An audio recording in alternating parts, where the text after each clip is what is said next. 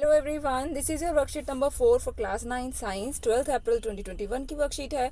Today's topic is colloidal solution. ठीक है, तो दीदी ने पूछा कि Gyan which mixture which type of mixture is found when water is mixed with milk. तो कौन सा मिक्सचर बनेगा अगर वाटर और मिल्क को हम मिक्स कर दे तो ज्ञान ने बताया कि दीदी here we will get heterogeneous mixture, हमें एक हेट्रोजेनस मिक्सचर मिलेगा। और ये जो मिक्सचर है ना, इसके पार्टिकल्स का साइज जो है it is bigger than the particle size of a true solution but smaller than the particle size of a suspension.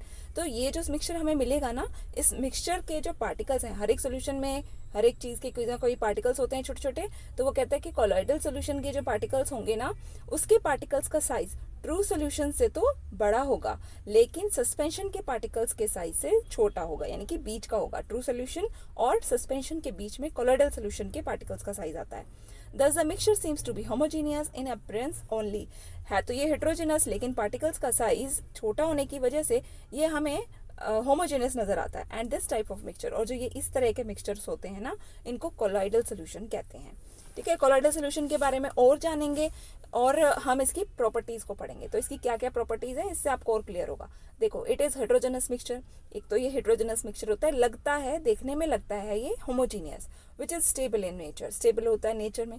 उसके बाद देखो, ये इंपॉर्टेंट पॉइंट है कि the size of the particles of a colloid is too small to be individually seen by naked eyes. इसके जो colloid के जो पार्टिकल्स होते हैं ना, वो छोटे तो इतने होते हैं कि हमें अपनी आंखों से नजर नहीं आएंगे, but big enough to scatter a beam of light. लेकिन इतने बड़े होते हैं कि वो लाइट बीम को स्केटर कर सकते हैं, यानी कि किसी भी प्रकाश की किरण को वो फैला सकते हैं। कैसे फैला सकते हैं, देखो, by passing through it and make its path visible in it. उसका पाथ जो है, लाइट का पाथ जो है, वो हमें नजर आता है।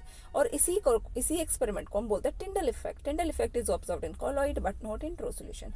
कॉलॉइड में जो है टिंडल इफेक्ट शो होता है, लेकिन ट्रू सोल्यूशन में टिंडल इफेक्ट शो नहीं होता।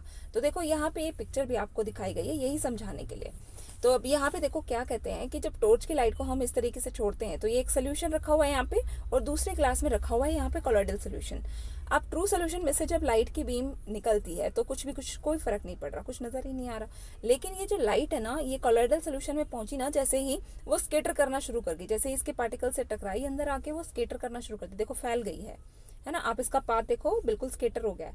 और ये जो है ना, ये जो प्रक्रिया है, ये जो प्रोसीजर है, ये क्या है, टिंडल इफेक्ट है। तो ये टिंडल इफेक्ट कोलॉइडल सोल्यूशन में ही नजर आता है। एक और इंपॉर्टेंट पॉइंट है कि it's particles can not be separated by filtration process. इसके जो पार्टिकल्स हैं वो इतने छोटे हैं कि इसको हम फिल्ट्रेशन की प्रोसेस से, यानी कि जब छानते हैं ना हम, जैसे चाय में से चाय छानते हैं तो पत्ती जो होती है, चाय पत्ती जो होती है, वो अलग छन जाती है छन्नी में। इस प्रकार से इसको नहीं छाना जा सकता क्योंकि इसके पार्टिकल्स बहुत छोटे हैं। अब एक और बात देखो इसके बारे में, हमने पहले सोल्यूशन के बारे में कहा था कि सोल्यूशन के ना दो पार्ट्स होते हैं। सोल्यूशन के दो पार्ट कौन कौन से होते हैं, देखो, एक तो होता है सोल्यूट और दूसरा होता है सॉल्वेंट।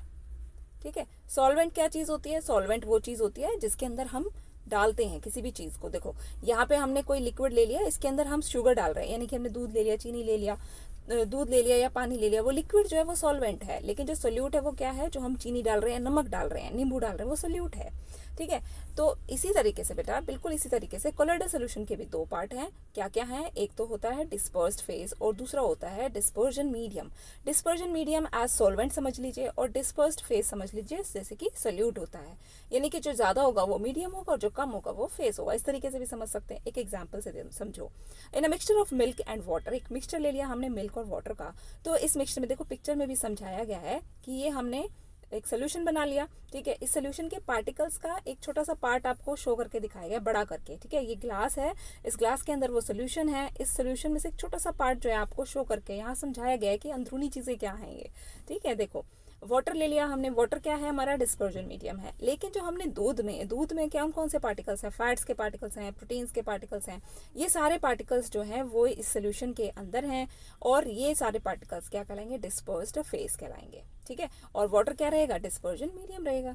ठीक है, अब एक और बात है, देखो इसी टॉपिक से इंपॉर्टेंट है, इस पे क्वेश्चन आ जाते हैं कई बार 1-2 मार्क्स में, और सिंपल क्वेश्चंस होते हैं, बस याद करना है आपको। देखो, डिस्पर्स्ड फेज और डिस्पर्जन मीडियम अभी हमने पढ़ा।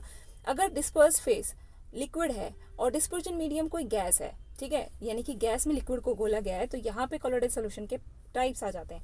तो ऐसे कोलॉइडल सोल्यूशन को एरोसोल कहते हैं, फॉग, क्लाउड, मिस्ट, ये सब इसके एग्जाम्पल हैं। अगर डिस्पर्स्ड फेज सॉलिड है और डिस्पर्जन मीडियम गैस है तो भी इसको एरोसोल ही कहते हैं, बस इसके एग्जाम्पल बदल जाएंगे, smoke, automobile, exhaust, gas. Gas है फेज और लिक्विड है मीडियम, तो इसको हम बोलते हैं फोम और शेविंग क्रीम इसका एग्जाम्पल है।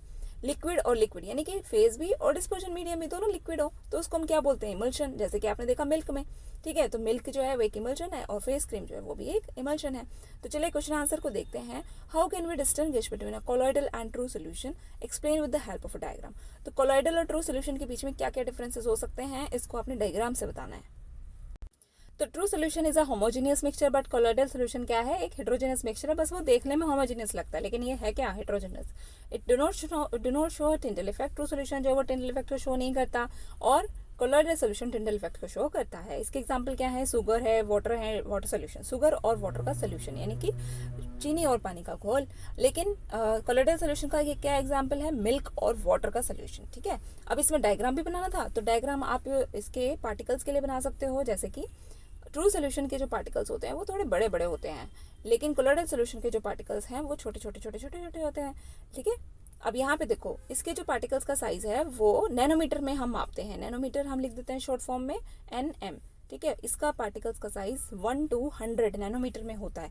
लेकिन कोलॉइडल के तो इतने छोटे होते हैं, देखो इसके 1 से शुरू होता है ना, इसके 1 नैनोमीटर से भी कम साइज के होते हैं। ये मैंने ऐसे साइन लगा दिया, देखो ऐसे वाला, यानी कि जो इसका साइज होगा ना, size of particles in a colloidal solution, वो किससे छोटा है, वो बेटा 1 नैनोमीटर से ही छोटा है। ठीक है, चलिए अगला प्रश्न देखते हैं। वीडियो को ध्यान से सुना करिए, आपके कोई भी डाउट नहीं रहेंगे इसके रिगार्डिंग, अगर फिर भी रहता है तो आप जरूर मुझे कमेंट करना। ठीक है, मैं जरूर बताऊंगी।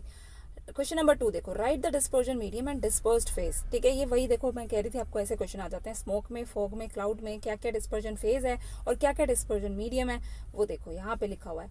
हमें बताना है फॉग का, स्मोक का और क्लाउड का। तो फॉग और क्लाउड ये रहे और स्मोक ये रहा।